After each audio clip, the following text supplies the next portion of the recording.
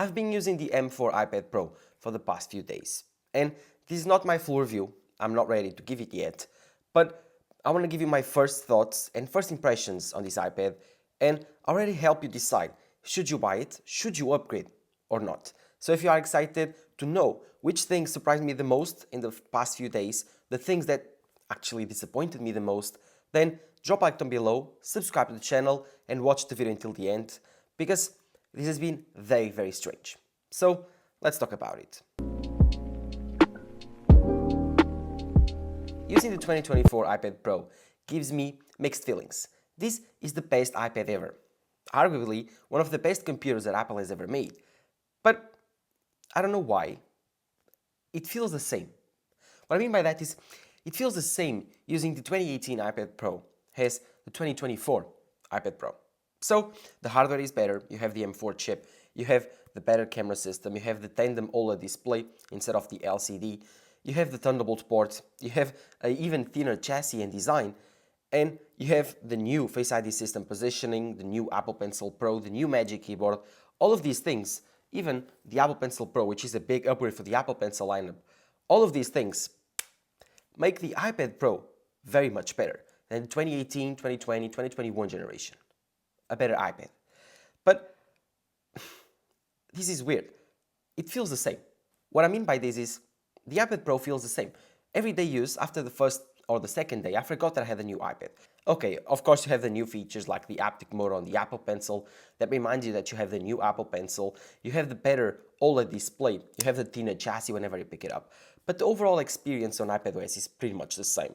It's as fast as the 2018 iPad Pro, it's as reliable, and it does the same things. So, yes, you can connect to external monitors, you can use as an external monitor machine, you can use Stage Manager better, but at the end of the day, it's about the same.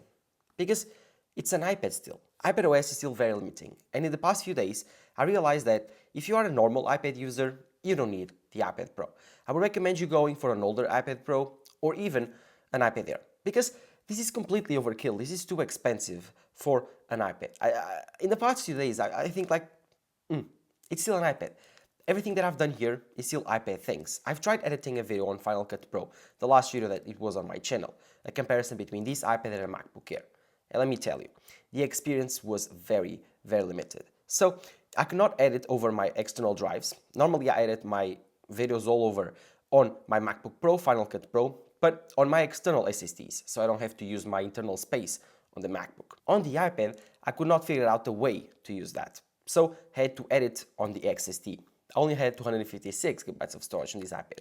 And if you want to do that, I completely recommend you going for even more.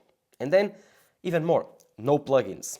That was a use issue. I could not use my plugins that I use normally on Final Cut Pro on the Mac. That was very cumbersome. And then, it's similar, it's intuitive, but it's much, much slower for me to edit. And then, of course, it's fast, yes, but the MacBook Pro, a bigger screen, a bigger canvas, and it just has more features. It has a stabilization feature, the transfer feature, the inspector feature. They are much better on Final Cut Pro on the Mac. Another thing that pissed me off a lot while I was editing was the amount of times that Final Cut Pro crashed. I don't know if it's not because it's optimized for the M4 chip. Maybe it's not optimized, and if that's the case, we need to wait for the update for Final Cut Pro for M4 iPads. But in one edit, so about 2-3 hour period of time, it crashed me like 3 times.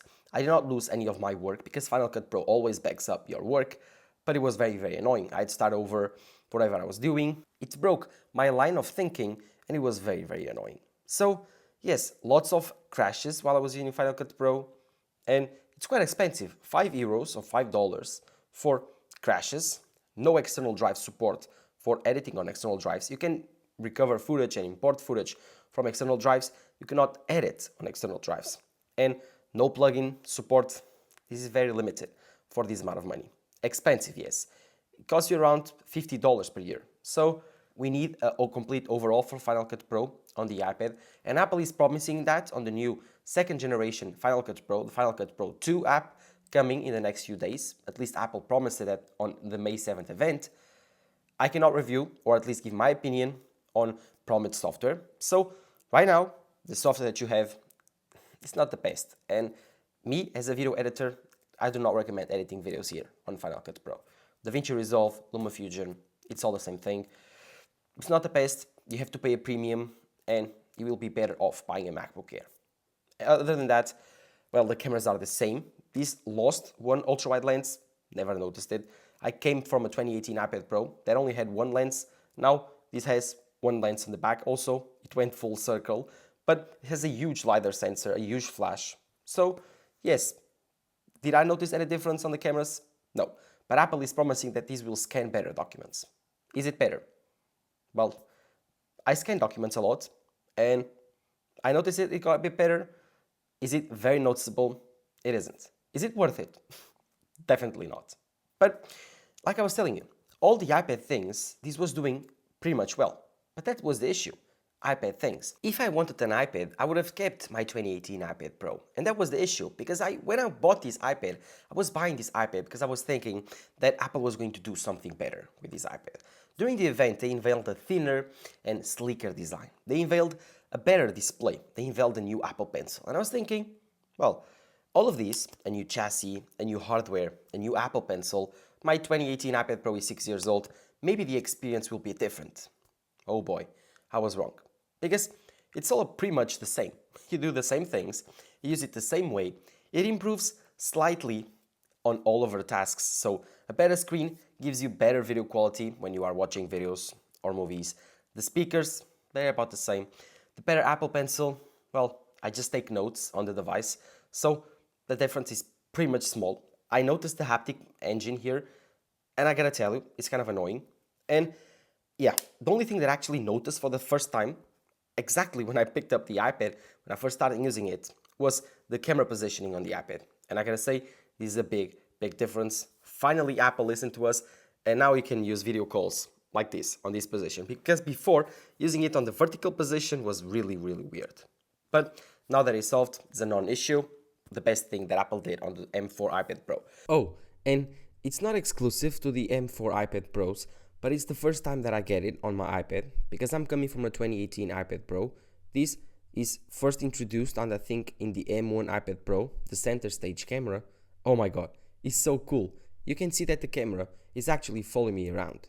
This is because this is shooting an ultra-wide video and cropping in my face using an algorithm. So, a very cool feature. I think it's a party gimmick, but I'm very glad that I have it. And then there's this thin and slick design, which I love. I think it's pretty much incredible. The only issue is, when you use the accessories that comes with it, I bought the Magic Keyboard, which I love. This is an essential part of your iPad if you want to use it as a Mac replacement alternative. I loved it. I love the Magic Keyboard, but makes the iPad very thick. This is heavy. This is even thicker than the iPad itself. So yes, the iPad Pro can do lots of things, but right now it's still very limited by the software. So even if you buy the iPad Air, the iPad Pro, the experience will be pretty much the same. You will get the same experience, the same software. You will be doing the same things. The iPad Pro will give you a nicer experience. It's more of a luxury product than it is a performance product right now. If Apple unlocks more features, more exclusive features for the iPad Pro, I will be very happy on this WWDC. But I don't think so. That makes it quite sad. But yeah, if you want me to review this iPad as solely an iPad, well, this is the best iPad ever. Truly the best iPad ever.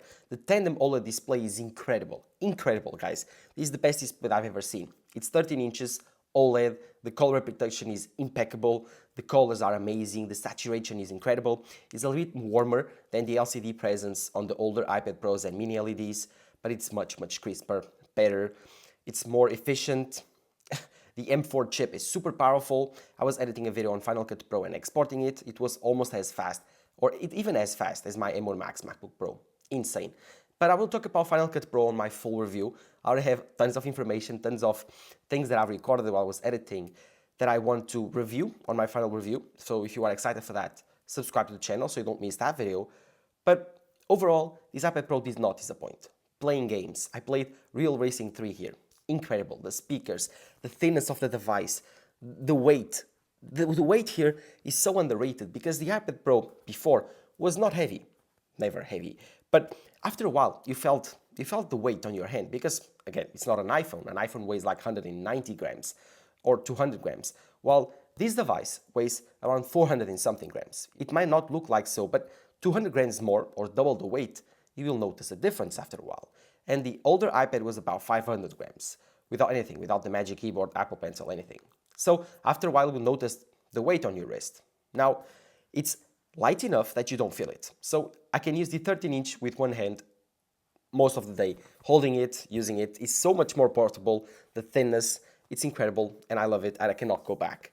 As for the battery life, I don't want to give my full verdict yet because I do believe the results will be skewed.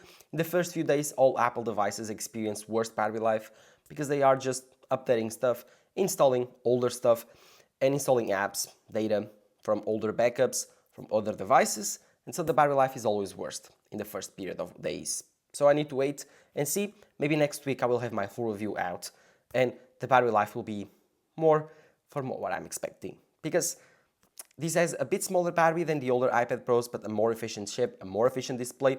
We should expect about the same battery. 10 hours maybe, maybe not.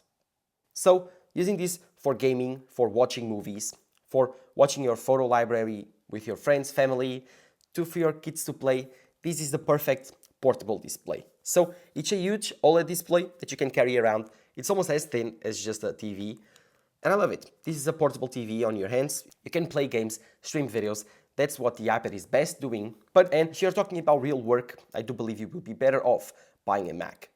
But this can do it. You can connect to external monitors and use Stage Manager.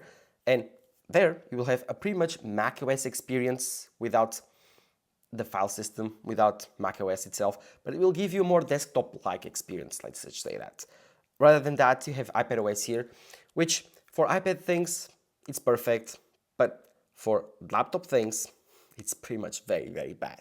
So, if you have an M4 iPad Pro, let me know in the comments below what was your experience in the past week. Was it good? Was it bad? Do you feel like it was worth upgrading over your old iPad Pro, or do you feel it was a waste of money? You still have 1 week left to return it, so yes, let me know in the comments below what you think. Thank you guys for watching, drop a like down below, subscribe to the channel. This has been Tech Summer talking to you here, bye bye.